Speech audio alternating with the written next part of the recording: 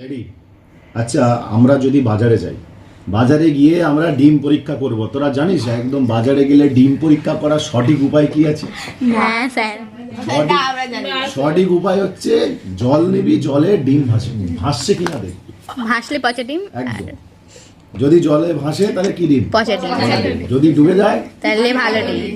তাহলে আমি এখন ডিম নিয়েছি, আমার এখানে গ্লাসে এক গ্লাস 2 গ্লাস জল আছে, তো দেখা যাচ্ছে তো। এইবার এই দুটো গ্লাসের মধ্যে আমি এখন এই ডিম ভাসিয়ে দিলাম।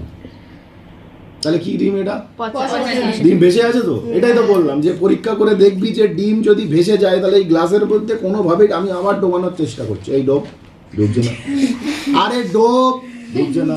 তাহলে এই ডিমটা কি পচা ডিম? এই ডিমটাকে আমি এবার নিলাম। আসো ডিম বাবু, তুমি এই পাশের গ্লাসে যাও। এই পাশের গ্লাসে গিয়ে ডিমটা ডুবে গেল।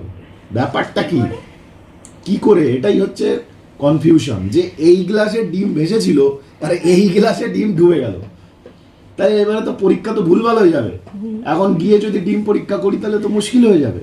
তো বিষয়টা কি, এটাকে বোঝানোর জন্যই আজকের এই এক্সপেরিমেন্ট, যে এই ডিমটা এই গ্লাসে কেন ভেসেছিল আর এই গ্লাসে কেন ডুবে গেল।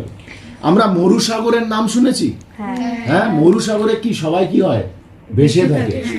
বিশাল এক্সপেরিমেন্ট, কিন্তু মরুসাগরে কেউ ডোবে না, মরুসাগরে ভেসে থাকে।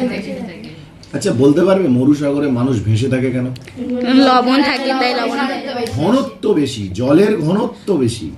তাহলে ঘনত্ব যদি বেশি হয়, লবণতা তাহলে বেশি হবে, ভেসে থাকবে, তাই তো।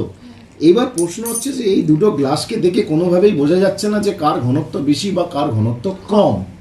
এই ঘনত্বটা বেশি বোঝানোর জন্য আমি কি করব? আমি জলের মধ্যে লবণ ইউজ করব। জলের মধ্যে লবণ, যে খাবার লবণ আছে সেই লবণ। আমি এই গ্লাসে জল নিলাম, জল নিয়ে আমি এই গ্লাসের মধ্যে লবণ ইউজ করব। লবণ ইউজ করলাম, তাহলে কি হবে? এই জলের ঘনত্ব বাড়বে না কমবে? এই জলের ঘনত্ব বেড়ে যাবে। কেন? কারণ লবণ জলের মধ্যে গুললে জলের ঘনত্ব বেড়ে যায়। এইবার আমি এই সেম ডিমটা এই গ্লাসের মধ্যে দিলাম, ভাসছে? ভাসছে। এইবার আমি এই ডিমটা এই গ্লাসের মধ্যে দিলাম, এই গ্লাসের মধ্যে দিয়ে দিলাম, ডুবছে।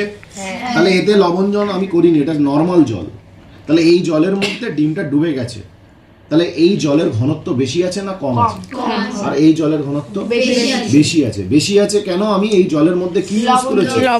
লবণ এক্ষুনি ইউজ করলাম আমরা। তাহলে দেখিয়ে দিলাম যে লবণ ইউজ করায় এই জলের ঘনত্ব বেড়ে গেছে। আবার আমি এই জলের মধ্যেও লবণ ইউজ করে রেখেছি, তাই জল মধ্যে ডিম ভেসে আছে। কিন্তু এখানে কি আছে? ডিম ডুবে আছে। তাহলে এই ডিমও ভালো, এই ডিমও ভালো, কিন্তু এখানে কেন ভেসে আছে? কারণ এই জলের ঘনত্ব অনেক বেশি। ঘনত্ব বেশি কেন? লবণ ইউজ করেছে। কিন্তু এই জলের ঘনত্বটা কম, এর তুলনায় কম, কারণ এতে লবণ আমি ইউজ করিনি, তাই এখানে ডিমটা ডুবে আছে। আর এখানে আমি যদি আলুও নিয়ে আসি, আলুও এখানে ভাসবে। এই ডিমের বদলে যদি আমি আলু নিয়ে আসি, আলুও এখানে ভাসবে। কেন? কারণ এই জলের ঘনত্ব অনেক বেশি। তাহলে এই এক্সপেরিমেন্ট থেকে আমরা কি বললাম? যে মরুসাগরে কেন মানুষ ডোবে না, ভেসে থাকে কেন? কারণ জলের ঘনত্ব অনেক বেশি। তাহলে এক্সপেরিমেন্টটা কেমন লাগলো? এই যে জলে ডিম ভেসে আর জলে ডিম ডুবে আছে। তাহলে এই যে জলে ডিম ভাসা আর জলে ডিম ডোবা, তুমি এক্সপেরিমেন্টটা নিজেও বাড়ি গিয়ে করতে পারো। এবং এই এক্সপেরিমেন্ট থেকে আমরা কি বুঝলাম? ঘনত্ব অনুযায়ী প্লবতা নির্ভর করে ভেসে থাকা। এটা বোঝা গেছে? তাহলে মরুসাগরে ডুববি না।